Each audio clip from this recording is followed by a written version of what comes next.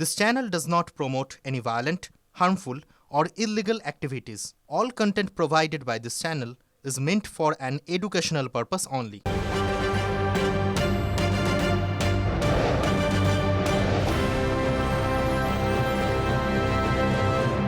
দেখুন, এসআইআর পর্ব চলাকালীন আপনাদেরকে এমন খবর আমরা দেখিয়েছি যে কমিশনের কর্তারা নথি পেয়ে রীতিমতন চোখ কপালে উঠেছে। এরকম হয় নাকি? সেই সংক্রান্ত আরও একটা খবর, ছেলে একজন বাবা দুজন, কি করে হয় বলুন তো? সেটাই হয়েছে, সুপার চেকিংয়ে ধরা পড়েছে। কমিশনের যে কর্তা দেখেছেন রীতিমতো চোখ কপালে উঠে গেছে। ডিটেল দিয়ে আপনাদেরকে ক্যানিং পূর্ব বিধানসভার ঘটনা।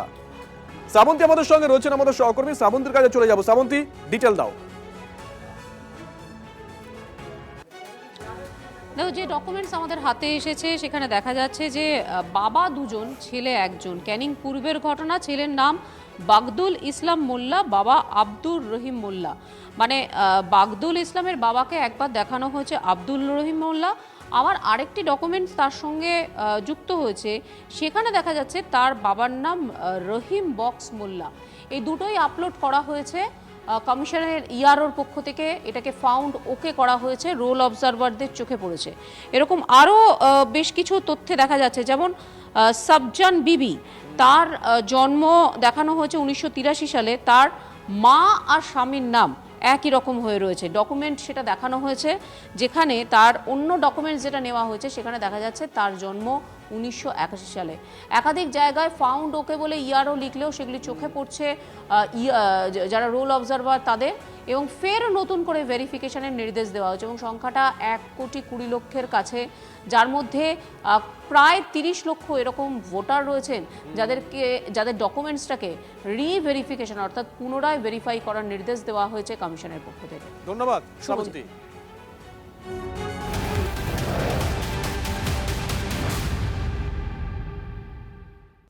বড়দিনের ছুটিতে আইসিডিএস সার্টিফিকেট ইস্যু, কমিশনের সুপার চেকিংয়ে ধরা পড়েছে এই গড়মিল। গত বছর ডিসেম্বর মাসের 25, 27 ও 28 তারিখ 1300 সার্টিফিকেট ইস্যু দক্ষিণ 24 পরগনার শিশু বিকাশ প্রকল্পের অফিসারের। ফ্যামিলি রেজিস্টারের তথ্য প্রমাণ হিসেবে যা তুলে ধরা হয় বলে অভিযোগ, যা নির্বাচন কমিশনের গাইডলাইনের পরিপন্থী। তাও ওই শংসাপত্র ডিসেম্বর মাসে ছুটির দিনে কিভাবে ইস্যু হয়, জেলা শাসক অফিস থেকেও সেই অনুমোদন এলো কিভাবে, কমিশনের সুপার চেকিংয়ে এই গড়মিল ধরা পড়তেই খুব স্বাভাবিকভাবেই শোরগোল পড়ে গিয়েছে।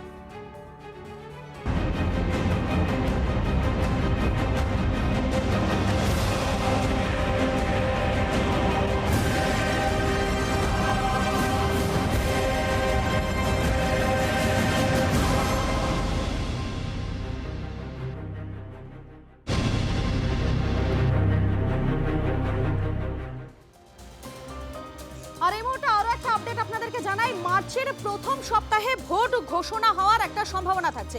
এক্ষেত্রে প্রশ্ন উঠছে, তাহলে তৃণমূলের প্রার্থী কারা? তৃণমূল সূত্রের খবর, এবারে প্রার্থী তালিকায় গুরুত্ব দেওয়া হচ্ছে ইয়াং ব্রিগেডকে। আমাদের সঙ্গে রয়েছেন আমাদের প্রতিনিধি সৌরভ গুহ রয়েছেন আমাদের সঙ্গে। আমি সৌরভের কাছে সরাসরি চলে যাবো। সৌরভ, এবারে তৃণমূলের প্রার্থী তালিকায় কি নতুন কোনো চমক থাকতে চলেছে?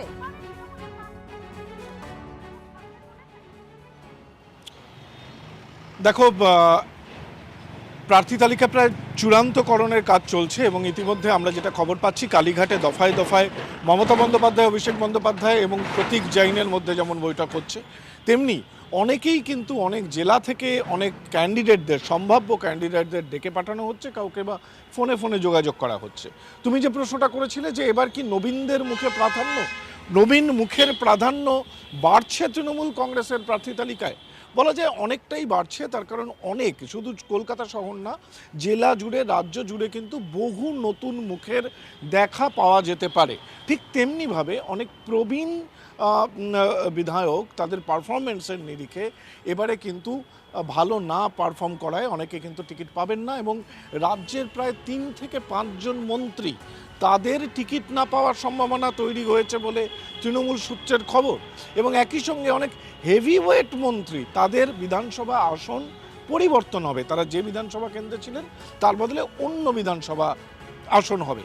এবং মধুকল্পিতা যেটা আরও গুরুত্বপূর্ণ, সেটা হচ্ছে যে কলাকুশলী, প্রতিবারই কলাকুশলীরা থাকেন তৃণমূল কংগ্রেসের প্রার্থী তালিকায়। এবারও রাজ্যের এক গায়িকার নাম নিয়ে আলোচনা হচ্ছে।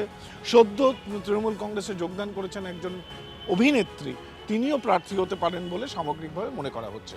কিন্তু তুমি যে কিউ লাইনটা দিলে যে নবীনদের প্রাধান্য এবার কি হবে, আশা রাখা যায় নবীনদের একটা প্রাধান্য এবার দেখা যাবে তৃণমূল কংগ্রেসের প্রার্থী তালিকায়, এবং তৃণমূলের তরফে দুর্নীতিমুক্ত বিতর্কহীন এরকম মুখকেই কিন্তু বেছে নেওয়ার বিশেষভাবে চেষ্টা হচ্ছে বলে তৃণমূল সূত্রে খবর। মধুকল্পিতা, একেবারে আপডেটের দিকে তুমি নজর রাখো। আপাতত তোমাকে ধন্যবাদ। তৃণমূলে কে দাঁড়াবেন না, কার কেন্দ্র বদল হবে বা কার বদল হবেন না, সেই সিদ্ধান্ত দলের পক্ষে যেটা ভালো নেবেন একমাত্র মমতা বন্দ্যোপাধ্যায়, এবং তাকে যোগ্য সঙ্গত করবেন অভিষেক বন্দ্যোপাধ্যায়। কিন্তু প্রশ্নটা কে দাঁড়ালো সেটা নয়। 294টা আসলে তৃণমূলের একটাই প্রার্থী, তার নাম মমতা বন্দ্যোপাধ্যায়, সিম্বল জোড়াফুল। সে মমতা বন্দ্যোপাধ্যায়ের প্রতীক এবং তার ছবি অভিষেক বন্দ্যোপাধ্যায়ের সংগঠন। যে দাঁড়াবে সেই জিতবে। 294, 250+ তৃণমূল, চতুর্থবার মা মাটি মানুষের সরকার, মমতাদির নেতৃত্বে অভিষেকের সেনাপতি। এদের কাছ থেকে যা চুষে নেওয়ার ছিল নেওয়া হয়ে গেছে, এবার ভাইপো স্ট্র দিয়ে চুষবেন। তার জন্য নতুন বোতল আনা হচ্ছে যার মধ্যে মাল মেটেরিয়াল থাকবে। এরা তো দিতে দিতে সব মাল মেটেরিয়াল শেষ হয়ে গেছে, এখন ভাইপো খাবে, পিসির খাওয়া হয়ে গেছে।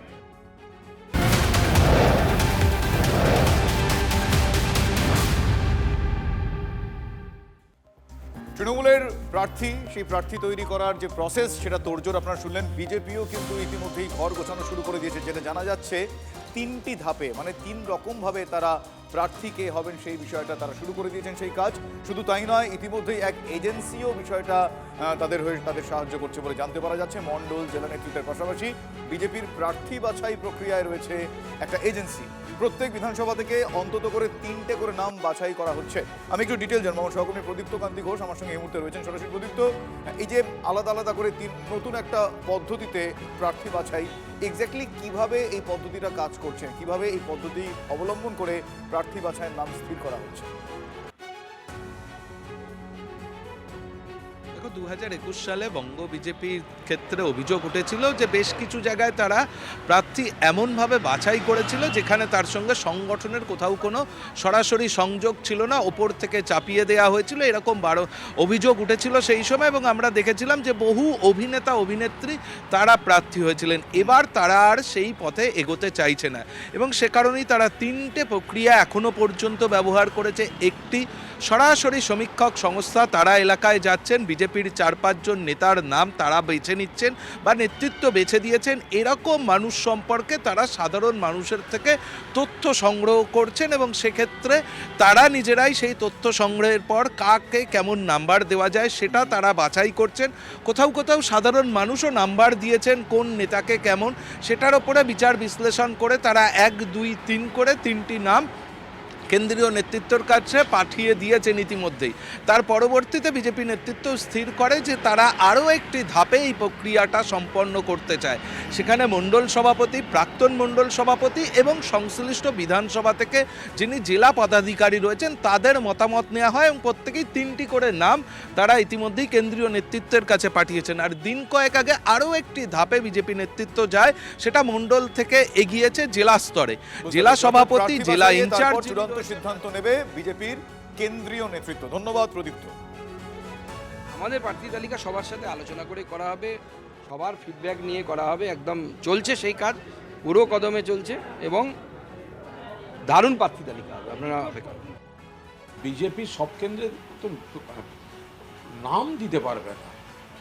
বিজেপি মানে কি? গতবার প্লেন পাঠিয়েছিল নিয়ে যেতে, প্লেনে করে তৃণমূল থেকে লোক নিয়ে গেলাম, পরে তারা ভোটের পর বলছে দিদি প্লেন চাই না, অটো পাঠাও, টোটো পাঠাও, ফিরে যাব। এই তো বিজেপি, তার আবার বড় বড় কথা। বিজেপি কিভাবে প্রার্থী বা কারা হারবে তাদের নাম তো ঠিক করছে।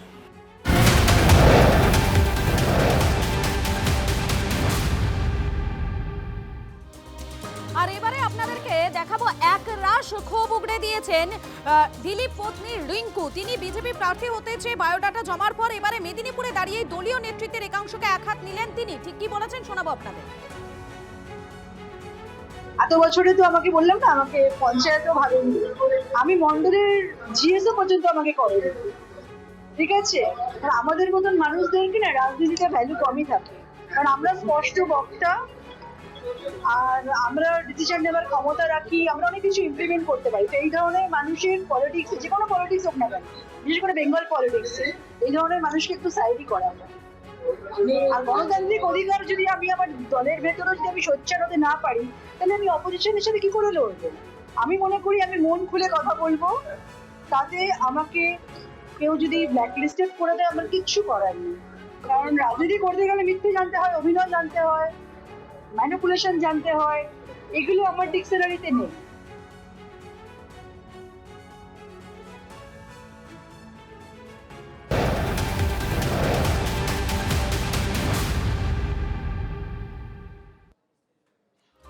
প্রতিকূল ইস্যুতে অবশেষে মুখ খুললেন মোহাম্মদ সেলিম এবং প্রতিকূলে সিপিএম ছাড়া সিদ্ধান্তকে সন্তান হারানোর সঙ্গে তুলনা করেছেন সিপিএম এর রাজ্য সম্পাদক।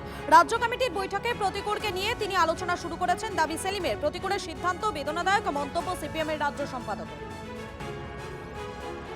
আমি উত্থাপন করেছি, কারণ রাজ্য সম্পাদক হিসেবে উত্থাপন করতে হয়, এটা খুবই বেদনাদায়ক।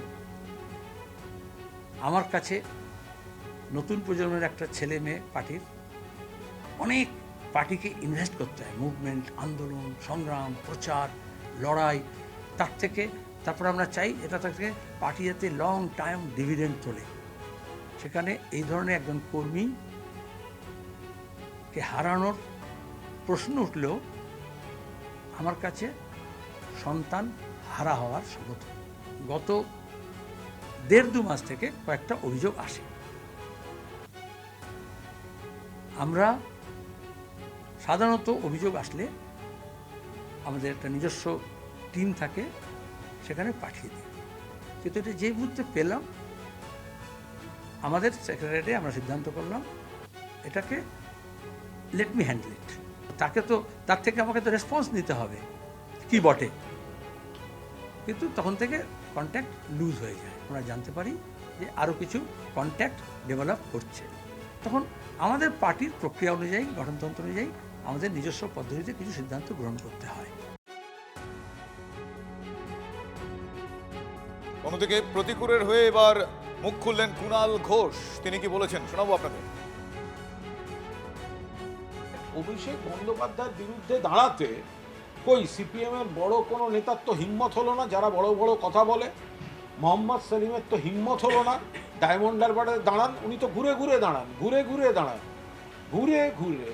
ঘুরে ছোটবেলায় দোলনা চড়তেন মনে হয়। হ্যাঁ, ওনার যেসব পেয়ারেলালরা যারা আছে, যারা সব বিরাট বিরাট ব্যাপার, যাদের ভয়ঙ্কর, শুধু মানে কথা বলতে আছে, কাজের বেলায় অষ্টরম্ভা।